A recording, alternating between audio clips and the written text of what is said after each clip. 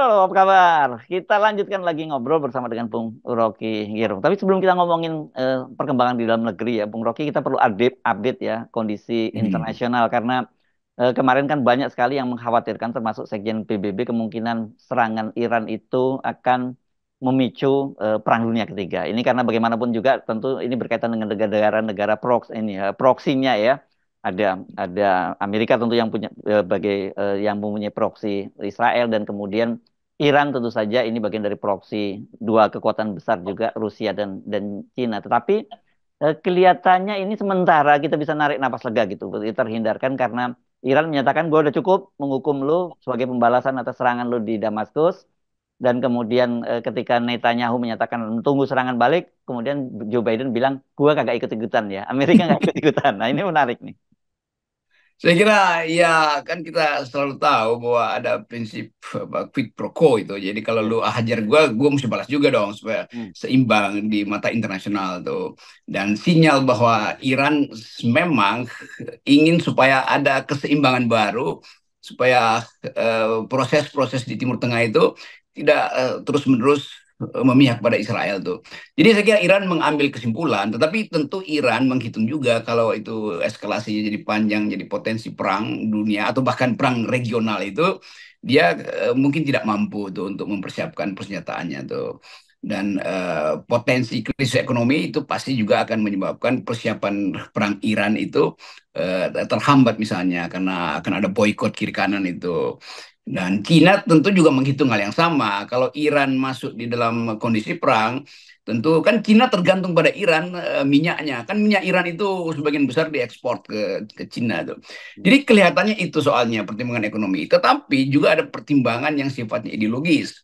Karena yang memerintah adalah Netanyahu dari partai Likud yang konservatif Hmm. yang bisa membahayakan perdamaian di Timur Tengah. Kan di Amerika Partai Demokrat yang selalu ingin ada perdamaian tuh. Hmm. Walaupun gertakan Netanyahu itu di awal membuat Joe Biden langsung berpihak pada Israel. Tapi saya kira ke Kongres menghitung juga kondisi-kondisi yang bisa membuat eskalasi ini melebar, lalu Amerika kehilangan postur di beberapa tempat yang lagi dia pantau, terutama Cina Selatan dan Selat Taiwan misalnya. Jadi Joe Biden udah kasih sinyal bahwa lu mau perang kita nggak akan dukung ya. Hmm. Itu artinya teguran pada Netanyahu tuh. Dan Hmm. biasanya sinyal itu menunjukkan Netanyahu bisa diganti sebagai Perdana Menteri karena nggak Ya, dapat ya. dukungan dari Amerika Serikat. Ya, ini akan berpengaruh terhadap katakanlah pemilu di dalam negeri Yes, sana ya, di ya. Israel. Apalagi kalau dampaknya kemudian secara ekonomi itu berdampak kepada masyarakat kehidupan sehari-hari, pasti bisa jatuh ini pemerintahnya Netanyahu. Ya, iya itu jadi Netanyahu juga berpikir ya dia mesti selamatkan dulu kabinetnya tuh karena dia masih berupaya untuk mendalilkan bahwa dia tidak mungkin berdamai dengan Palestina kan. Hmm. Sementara dunia sebetulnya menghendaki ada perdamaian di situ tuh. Hmm. Jadi Netanyahu mungkin menganggap ya di konten aja lah sebagai perang dua dua dua proksi ini nih. Hmm. Dan bukan perang yang bisa memicu perang dunia ketiga atau minimal perang regional tuh. Jadi kita mau melihat ini sebagai satu peristiwa yang pasti akan disimpan dulu sementara dengan kreatif karena Iran nggak mungkin berhenti untuk mempersoalkan status Palestina yang diduduki oleh Israel. Demikian juga Israel kalau pemerintahnya masih konservatif Likud ini itu dia juga akan bertahan pada protokol apa namanya itu protokol Sion yang selalu dianggap bahwa tanah itu adalah tanah perjanjian dan segala Ya. macam hal yang didalilkan secara teologis tuh. Hmm. Jadi kelihatannya ketegangan masih akan berlanjut, tetapi kondisi pragmatis bisa kita lihat terutama teguran dari Joe Biden bahwa Israel itu nggak boleh ambil risiko di situ karena itu membahayakan juga persiapan-persiapan global Amerika di beberapa tempat yang lain. Yes, oke. Jadi saya kira mungkin sementara ini eh, dunia begitu ya bisa menarik napas lega gitu ya dengan situasi ini, karena diharapkan sementara ini reda dulu lah ketegangan di Timur Tengah itu, karena saya kira bagi Indonesia juga ini juga dampaknya serius kan, seperti kita kita bahas ya Bung Rocky kemarin. Nah, kita balik ke Indonesia itu Bung Rocky. Ini petanya juga makin menarik ya. Jadi tidak seperti selinier yang seperti banyak orang-orang bayangkan bahwa, atau yang dibayangkan oleh tim hukumnya paslon 01, 02 gitu, bahwa oke, seperti Yusril bilang bahwa tidak akan ada halangan lagi bahwa Mahkamah Konstitusi akan menolak gugatan dari 01 dan 03 dan kemudian akan Pak Prabowo Gibran akan segera dilantik. Saya kira persoalannya nggak sederhana itu. Kalau toh kemudian dilantik pun ada persoalan ikutan lagi yang harus dihadapi oleh pemerintahan yang baru. Ya, orang membayangkan, terutama secara mental, orang susah misalnya menerima fakta bahwa Prabowo betul-betul bisa tune in dengan keadaan yang dihasilkan melalui pemilu yang cacat. Kan itu Ya. soalnya kan. Jadi soal pembuktian hukum, orang anggap ya udah mau dibuktikan cara apapun, secara kultur Indonesia itu memaksa anak untuk terlibat dan di backup oleh ayahnya itu kan KKN beneran tuh, KKN yang sangat nyata tuh. Jadi kondisi-kondisi psikososial ini yang akan justru menyulitkan Prabowo nanti tuh. Bayangkan misalnya setiap kali Prabowo datang ke kampus akan ditanya, itu bagaimana nih Pak Prabowo, foto di belakang Pak Prabowo itu masih masih kita mau pasang apa enggak kan? Dan di beberapa kantor juga orang akan susah untuk melihat ada Prabowo di kiri, ada Gibran di kanan tuh. Ya, ya, Jadi ini ya. yang kita sebut sebagai hal-hal yang secara antropologis itu berbahaya. Dan Jokowi nggak ngerti itu, bahwa penolakan terhadap Gibran itu sudah dinyatakan di dalam secara kuantitatif, bahkan pada penolakan terhadap Kaisang. Kan itu satu paket berpikir kan. Hmm. Kaisang cuma dapat 2,8%, itu artinya Gibran juga segitu sebetulnya tuh. Hmm. Karena orang mesti lihat itu, bahwa ada kemuakan, bahkan bukan orang benci, orang muak lihat kelakuan Joko Widodo sebagai presiden yang tetap masih berupaya untuk mengatur-ngatur. Nah, kesabaran-kesabaran ini yang nggak mungkin dibaca oleh Yusril. Tentu Yusril hanya juga bertahan pada prinsip bahwa itu dalilnya udah diucapkan di situ. Tapi kalau kita baca secara agak sublim, Yusril sebetulnya tahu bahwa ini nggak benar. Iya, Tetapi dia iya, masih iya. ucapkan itu. Tinggal kita cari tahu kenapa Yusril masih ucapkan itu. Hmm. Padahal sebetulnya kalau Gibran dibatalkan, Yusril masih punya potensi untuk diangkat sebagai wakil presiden oleh Prabowo kan. Demikian juga Jangan Erlangga. ngompor-ngomporin. Ya itu kan karena Yusril teman baik saya, maka dia tahu bahwa saya menyodorkan sesuatu untuk dia pikirkan, Ya. bukan untuk dia bahas di TikTok seperti seorang yang lain. Oke. Nah, tapi sekarang kalau kita lihat perkembangan pasca Ramadan ya, terutama Idul Fitri itu kelihatannya memang apa ya terjadi pergeseran gitu, epicentrum kekuasaan begitu, Bung Rocky ya, tanpa kalau kita lihat tanpa disadari orang sekarang juga pusat perhatian publik itu bukan lagi pada Pak Jokowi tapi pada Ibu Megawati. Karena kita lihat kan bagaimana pertemuan yang soal pertemuan dengan Pak Prabowo dan sebagainya itu kan kemarin akhirnya kan satu misalnya Jokowi Mania menyatakan bahwa oh yang jadi penghalang pertemuan Ibu Megawati dengan Pak Prabowo itu adalah Hasto. Sementara kemudian juru bicaranya Pak Prabowo Daniel Anzar juga menyatakan Pak Jokowi nggak pernah menghalang-halangi Pak Prabowo untuk bertemu dengan Ibu Megawati. Dan kita bisa baca sebaliknya kan sesungguhnya itu gitu. Ini jadi menarik loh Bung Rocky. Ya, apalagi ada postingan tiga Eyang Putri bertemu Ah, iya Sri iya. Mulyani, Megawati dan Ibu Retno tuh. Tapi kalau kita bahas kenapa Mega kok ceria banget ketemu Sri Mulyani? Karena Iya. Mega tahu bahwa Sri Mulyani itu betul-betul profesional tuh yang hanya ditindas oleh Jokowi. Tapi Sri Mulyani kan lebih enteng. Dia mau mengatakan, saya mengerti loh keadaan tuh. Jadi Hmm, apapun mau saya nggak mundur, saya nggak tergantung pada kepentingan politik saya tuh. hmm, Hanya demi kepentingan bangsa tuh. Jadi saya kira itu juga dimengerti oleh Ibu Mega dan kelihatannya Sri Mulyani juga datang dari habitat kaum nasionalis hmm. yang bersisian dengan kepentingan Ibu Mega itu. Demikian juga Ibu Retno yang menganggap bahwa ya apa pentingnya kan saya betul-betul orang yang tidak punya partai politik tuh walaupun orang anggap dekat dengan Megawati. Jadi partai-partai atau sorry menteri-menteri yang tidak punya afiliasi dengan partai justru lebih enteng, lebih Hmm. ringan untuk bertemu dengan Megawati. Lain Ya, ya. misalnya yang punya afiliasi dengan yang dapat jatah dari Jokowi karena partai politik, ya mereka yang susah. Jadi Ya. benar, Ibu Mega akhirnya jadi istana kebangsaan baru. Hmm. Kalau kita mau nggak perlu jemput istana kerakyatan karena nanti jadi Hmm. norak sebetulnya. Ya, Jadi ya. istana kebangsaan, istana kebudayaan, istana nilai adanya di Teguh Umar. Nah, Hmm. itu yang membuat kalau kita bicara dengan tokoh-tokoh Jawa yang mengerti Hmm. kebudayaan Jawa, Hmm. itu puluhnya udah pindah dari Hmm. Merdeka Utara ke Hmm. Teguh Umar sebetulnya kan. Hmm. Itu sinyalnya tuh. Jadi tetap ada dimensi politik pertemuan antara Ibu Mega walaupun hanya dalam fotonya Sri Mulyani dan Retno tuh tentu itu mengkhawatirkan Ya, ya. kondisi kestabilan di Merdeka Utara. Ya, dan yang menarik ya, itu tadi ada menggunakan kata pulung. Saya kira mungkin lebih pasnya mungkin kilaunya ya gitu ya, lebih karena memang kilo Jangan ya. pakai kata-kata itu lagi itu Iya. akan ada yang ngamuk lagi. Karena saya misalnya membaca mengikuti Instagramnya Ibu Sri Mulyani gitu ya. Ini kan kita bisa carikan nih mereka bicara hal-hal yang urusan eyang-eyang putih saja ini soal batik yang dikenakan, kebaya yang dikenakan. Padahal kan harusnya Ibu Megawati menghadapi pressure yang luar biasa. Tapi dari situ kita bisa membaca secara psikologis mereka ini secara psikologis sudah merasa di atas angin dong begitu ya. Iya, itu bahasa emak-emak ini atau bahasa eyang-eyang ini kita bisa nangkap bahwa dua dua putri Indonesia ini Sri Mulyani dan Ibu Retno?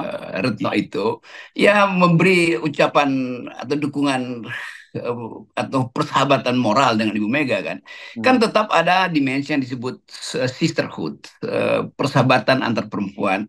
Bagi mereka, Ibu Mega menghadapi tekanan batin karena dikhianati oleh seorang laki-laki yang arogan akhirnya, walaupun dulu dianggap sebagai sederhana tuh.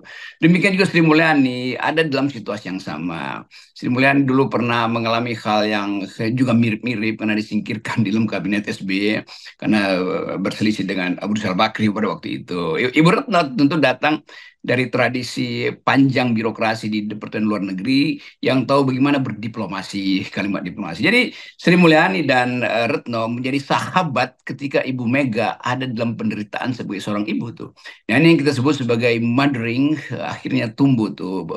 Kalau kita pakai istilah ethics of care, ethics of care ini istilah filsafat yang kemudian jadi bagian perjuangan perubahan hukum tuh. Saya sebut istilah filsafat yang berakibat pada hukum ya untuk mengingatkan bahwa sering orang menganggap tidak ada hubungan antara filosofi dengan hukum tuh. Jadi kelihatannya ada kilau-kilau baru di Teguh Umar, yaitu kilau dari tiga ibu ini yang merasakan bahwa ada pahit getir dalam perjuangan politik, apalagi dimensi sisterhood ini, dimensi femininity-nya. Ya, tapi pertanyaan saya, Bung Rocky, mengapa kemudian sekarang kendati katakanlah kan Ibu Megawati eh, partainya menjadi pemenang pemilu, ya. Tetapi kan kita tahu bahwa dalam hal ini calon presiden yang didukung oleh Ibu Megawati bahkan suaranya mendapat suara yang paling rendah begitu. Tetapi kenapa kemudian kelihatannya para politisi yang lain itu melihat bahwa faktor Ibu Megawati itu jauh lebih penting gitu ketimbang faktor Jokowi untuk masa depan Indonesia ini. Ya, Jokowi dianggap ya sudah memberantakkan demokrasi dan Mhm. kita tahu dunia sekarang sedang mau mau recover dari keadaan yang tidak demokratis karena ada Cina yang jadi arogan, ada beberapa kesulitan mengembalikan fungsi demokrasi di Amerika Selatan kan soal-soal itu juga ada tekanan politik kanan fasisme kembali lagi di Eropa itu jadi dunia lagi berupaya untuk melihat bagaimana Indonesia sebetulnya yang sudah demokratis terjerembab lagi pada potensi otoritarian pada potensi pseudo demokrasi itu jadi timbul semacam keinginan untuk melihat bahwa mesti ada yang menegakkan kembali demokrasi dan itu adanya pada Megawati. Nah, tulisan Megawati kemarin itu betul-betul berbunyi Hmm. itu dan dibandingkan dengan Jokowi yang sama sekali nggak ada keterangan yang bisa membuat bangsa ini percaya bahwa Jokowi itu sebetulnya orang yang paling demokrasi kan. Setelah Pilpres selesai, bahkan Jokowi tidak pernah satu kata pun bicara tentang kondisi demokrasi bangsa itu. Hmm. Itu intinya tuh. Nah, Megawati dapat momentum untuk kita percayakan untuk menginvestasikan kembali demokrasi melalui Partai Demokrasi Indonesia Perjuangan tuh. Nah, Hmm. keadaan ini memungkinkan publik kembali pada satu upaya untuk melihat arah bangsa ini. Nah, arah Hmm. bangsa ini bagi Megawati jelas ada prinsip-prinsip kooperasi, prinsip solidaritas, prinsip kemanusiaan internasional tuh yang nggak ada pada Jokowi. Jadi baru sekarang misalnya orang melihat bahwa Jokowi memang cuma tukang kayu yang dapat kesempatan untuk tampil sebagai pemimpin, tapi tidak memanfaatkan tukang kayuan dia yang biasanya sederhana karena langsung berubah menjadi pameran kemewahan kekuasaan kan yang dalam bentuk dinasti itu tuh. Jadi orang akhirnya dapat semacam teguran batin bahwa Megawati sebetulnya jujur di dalam mengucapkan demokrasi, walaupun dianggap bahwa Megawati kadangkala lamban untuk mengambil keputusan karena mesti tirakatan dulu sama di segala macam. Itu tradisi Megawati sebagai politisi yang dibungkus oleh kultur etniknya dia sendiri kan. Hmm. Tetapi value demokrasi tetap ada pada Mega, bukan pada Jokowi. Iya, ya. Dan sebenarnya ini ya perkembangan terbaru seperti kita bahas kemarin kan sebenarnya memberikan harapan kepada kita ya, Bung Rocky di tengah kelihatannya situasi yang tidak menentu seperti sekarang yang kita sebut uncertainty, tapi pulihnya kesadaran masyarakat itu, pulihnya civil society itu memberikan harapan dan sebenarnya sekali lagi juga ini imbauan kepada tentu hakim di Mahkamah Konstitusi. Ini semuanya tinggal di tangan Anda seperti kita sebut kemarin bahwa tombol on off-nya mau jadi apa nih bangsa ini mau jadi gelap atau mau jadi terang itu tergantung para 8 orang dewa di Mahkamah Konstitusi. Begitu Ibu Mega menyebutnya. 9 tadi, tapi kita ralat jadi 8 karena yang satunya itu dewanya sudah di apa dimakzulkan gitu ya. Itu betul betul, betul sekali tadi harus bahwa Mahkamah Konstitusi akhirnya menangkap ada yang ideal akhirnya itu suara masyarakat sipil tuh. Ini belum pernah ada keadaan di mana suara masyarakat sipil itu berkumpul untuk mengucapkan satu satu prinsip utama dalam demokrasi itu keadilan tuh. Dan itu yang terbaca sebetulnya dalam banyak poster, kendati demonstrasinya kadangkala terlalu mungkin dianggap tidak sopan, tapi isinya sama, yaitu keinginan untuk memulihkan demokrasi. Nah, hakim-hakim ini membaca itu tuh. Dan lawyer-lawyer dari 02 tidak mampu membaca itu karena mereka hanya mendalilkan selalu hal yang teknokratis tuh, hal yang sangat teknis. Buktikan dong, buktikan. Ya membuktikan itu membutuhkan peralatan di luar hukum positif kan. Itu yang pernah disebut oleh seorang perempuan eksponen keadilan di Amerika yang dia bilang begini, the master's tool will never dismantle the master's house itu. Jadi peralatan raja tidak mungkin dipakai untuk membongkar istana raja, karena itu perlu peralatan luar tuh. Nah, hukum itu peralatan raja di Indonesia itu. Hukum itu dalam keterangan dirty hand, dirty vote itu Disebut. hukum yang dibuat untuk membenarkan kekuasaan tuh. Kita tanya pada Ferry, tanya pada Bivitri, tanya pada Uceng, mereka tiba berkesimpulan bahwa memang ada hukum, tapi hukum itu hukum yang dipakai untuk sebagai tangan-tangan kekuasaan aja tuh yang disebut sebagai autocratic legal reasoning. Jadi hal-hal ini yang memungkinkan kita melihat bahwa Indonesia sebetulnya pulih kembali justru karena cawe-cawe Jokowi udah maksimal. Nah Yes. itu selalu bandulnya begitu tuh. Ya, Jadi ya, ya. Jokowi yang diberi kesempatan untuk memimpin dengan cara sederhana, ternyata tumbuh sebagai seorang otoriter. Nah masyarakat sipil melihat itu dan Mahkamah Konstitusi saya kira akan mempertimbangkan dengan sangat pikiran-pikiran masyarakat sipil untuk akademisi. Oke, baik. Terima kasih, Bung Rocky. Ya, kali Ya, lagi yes. hilaukan 0%. Yes, terima kasih. Yuk.